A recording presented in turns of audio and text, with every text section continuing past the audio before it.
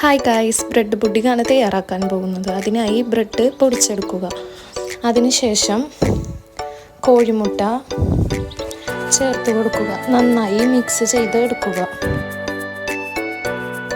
പഞ്ചസാര ചേർത്ത് കൊടുക്കുക. വാനില എസൻസ് ചേർത്ത് കൊടുക്കുക. പാല് ചേർത്ത് കൊടുക്കുക. എല്ലാം കൂടി നന്നായി മിക്സ് ചെയ്ത് എടുക്കുക. അതിനുശേഷം ബ്രെഡ് പൊടിച്ചത് ചേർത്ത് കൊടുക്കുക. നന്നായി മിക്സ് ചെയ്യുക.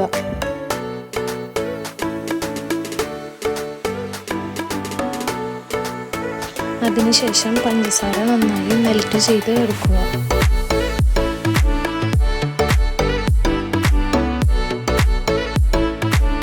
മെൽറ്റ് ചെയ്തതിനു ശേഷം ഒരു പാത്രത്തിലേക്ക് ഒഴിച്ചു കൊടുക്കുക.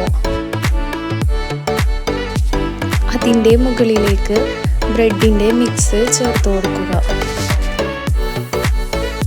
40 മിനിറ്റ് ആവിയിൽ വേവിച്ചെടുക്കുക.